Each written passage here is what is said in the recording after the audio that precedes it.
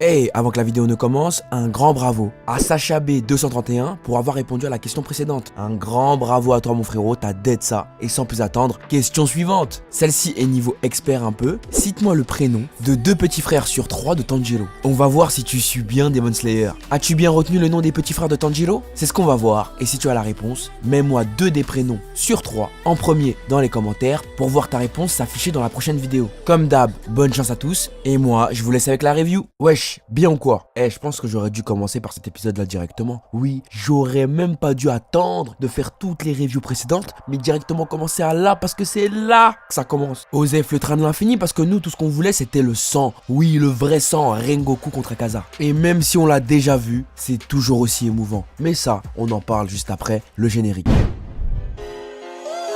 J'arrive en tcha-tcha-tcha, déterre comme le tché-tché-tché. La petite est trop chargée, ce soir je vais la démarrer. J'arrive en tcha-tcha-tcha, déterre comme le tché-tché-tché. La petite est trop chargée, ce soir je vais la démarrer.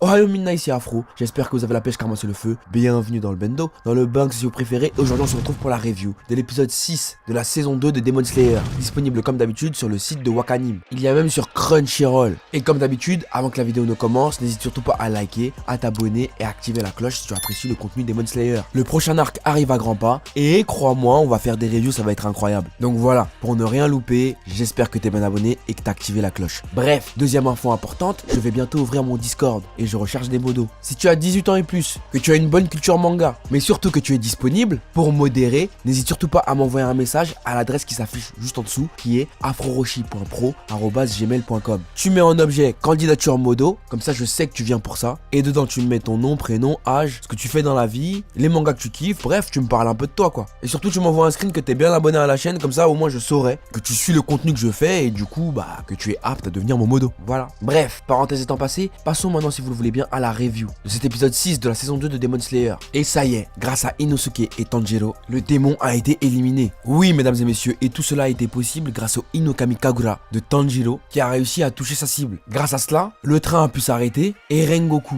Zenitsu et Nezuko ont pu sauver 200 personnes. 200 personnes. La lune démoniaque n'a réussi à manger aucun humain. Et tout ça là, frérot Serette, ça l'a fait câbler. En même temps, mettons-nous un peu à sa place. Souvenez-vous de ce qui s'est passé à la saison 1, quand Muzan voulait tous les fumer et que lui il est resté le seul rescapé. Il s'est dit ça y est, c'est bon, j'ai récupéré du sang de Muzan, je vais devenir plus puissant, je vais avaler 200 personnes d'un coup grâce au train de l'infini et ça va le faire. On va être pépère poteau. Je vais passer l'une supérieure au KLM. Il avait tellement bien ficelé son plan que même moi je me dis sur une fin, s'il avait réussi, ça aurait été incroyable. Même Muzan il aurait dit waouh, t'as réussi à manger tous les gens du TER là, t'es chaud. Mais tu sais finalement ce qui est paradoxal, c'est que l'on nous parle de démons, de créatures sanguinaires, de personnages assoiffés de sang, égoïstes, cruels, qui ne pensent qu'à semer la zizanie et la destruction. Et bien quand ils sont en face de la mort, ils redeviennent tous humains, car on est tous égaux face à la crainte de mourir. Ouais, et c'était assez rigolo parce qu'il a commencé à jeter la pierre à tout le monde. Il a commencé par nous parler de Rengoku qui a protégé les 200, oui t'as bien entendu 200 passagers. Bon il était pas tout seul, mais il l'a fait, il a dit c'est à cause de lui. Ensuite il a dit c'est à cause de Zenitsu, ce garçon qui ne contrôle même pas ses pouvoirs, carrément il l'a taillé. S'il savait que Zenitsu n'a protégé le train que parce qu'il y avait Nezuko, et ça se trouve il serait mort là à cette heure-ci, il serait bien bête. Et oui il a qu'une technique, même moi ça me saoule, mais qu'est-ce qu'elle est stylée quand même, on va pas se mentir. Le Ichino Kata de Zenitsu c'est quelque chose. Puis il a même parlé de Nezuko en disant wesh, pourquoi il y a un démon avec eux, monsieur Muzan qu'est-ce que vous faites, c'est pas normal. Nous on est là, on donne nos vies, mais vraiment nos vies pour que tout se passe bien, pour qu'on puisse manger les gens tranquillement, et vous laissez un démon comme ça en liberté. D'ailleurs oui, comment ça se fait que Muzan n'envoie pas directement des vrais gens venir, bon en vrai non, Akaza ça compte pas, Akaza ça compte pas, mais pourquoi il envoie pas des vrais gens pour venir éliminer Tanjiro, Nezuko? Parce qu'on va pas se mentir, on sait que Tanjiro et Nezuko sont des personnages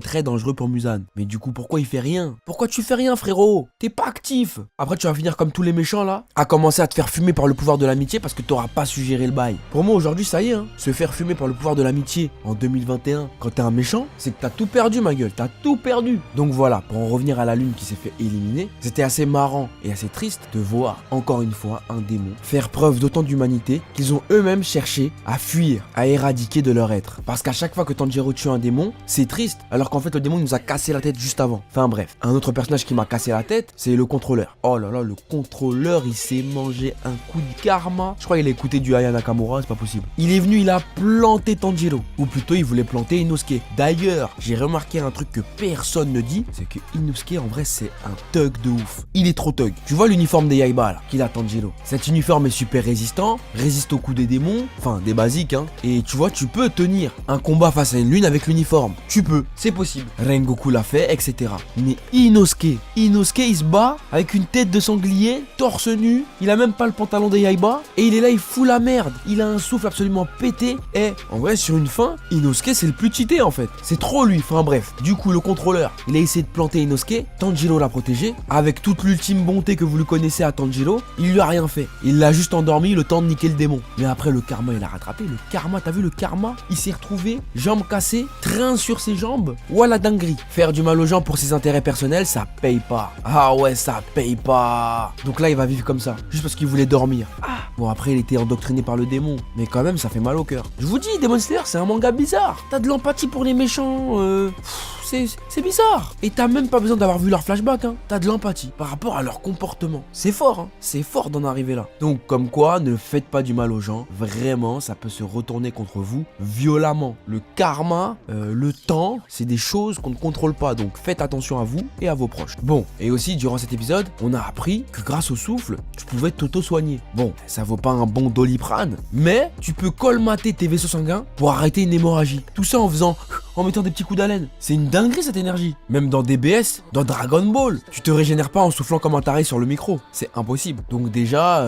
faut respecter le souffle, je pense, en premier lieu. Parce qu'on a quand même tendance à beaucoup le rabaisser par rapport au ki, au chakra ou encore au nen. Mais le souffle, il est là. Bref, des fois dans la vie, c'est quand t'es bien, quand t'es au max, quand tu te dis ça y est, c'est bon, plus rien ne peut m'arriver. Là, je vais être heureux qu'il y a quelqu'un qui vient pour tout niquer. Oui, quelqu'un, un événement, un démon qui débarque comme ça, juste pour te foutre le seum. Et là, malheureusement, on a eu affaire à quelqu'un dont on n'attendait pas du tout la présence. Même nous, lecteurs, viewers, on s'est dit mais wesh, qu'est-ce qu'il fout là la suite? La lune numéro 3 déboule. Pourquoi t'es là? Quoi? Pour éliminer Tanjiro? Même si c'est la première personne qui visait? Non, c'était pas pour ça. Loin de là. Akaza, il est venu faire son mercato. Il s'est dit, Rengoku là, il est chaud hein. Non, franchement, la vérité, s'il devient un démon et qu'il s'entraîne pendant encore 2000 ans, 200 ans, peut-être d'homme il va devenir chaud. Donc plutôt que de gâcher ce talent brut, incroyable, autant, tu vois, je viens, je le recrute, Clairefontaine, équipe de France, plutôt qu'il soit là à continuer à jouer en CFA, en district. Non, c'est pas fait pour lui. Et en plus, Akaza a mentionné des mots très intéressants qui seront importants pour la suite. Si vous lisez le manga, il a parlé de transcendance, très important. Retenez bien ça, transcendance, c'est important. Oui, j'ai lu. Oui.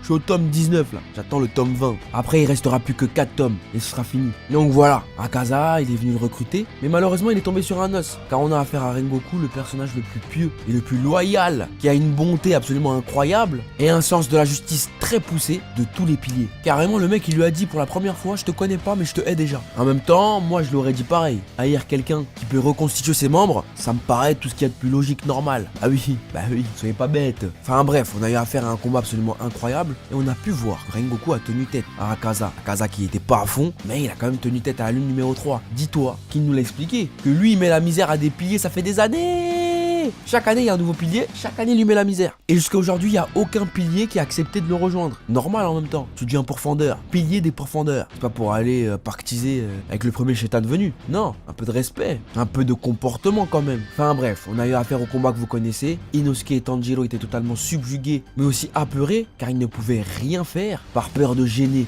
Rengoku dans son combat. Et le dénouement, on le connaît tous. Et les gouttes de sang de Rengoku nous en donnent un avant-goût. L'épisode prochain clôturera l'arc du train de l'infini et tout ce qui se passera après sera de l'inédit. Donc tenez-vous prêts, la semaine prochaine ça va être incroyable. En attendant, comme d'habitude, il est temps de noter l'épisode et moi je lui mettrai la note de 8. Ouais, l'épisode était bien comme le film quoi. Ça m'énerve de voter comme ça et j'aurais bien mis 10 mais impossible, je connais déjà. Donc voilà, je suis curieux de savoir quelle est ta note, si tu as regardé le film avant ou pas.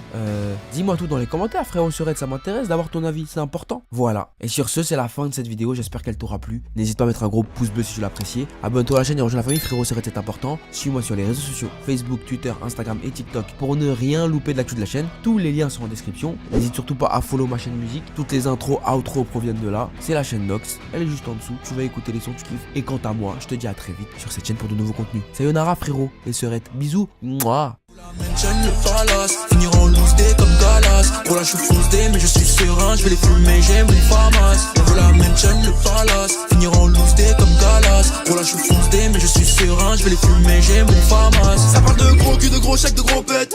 Découper les forts, refaire la machette. Je veux pas la bougie, moi je veux la ratchet.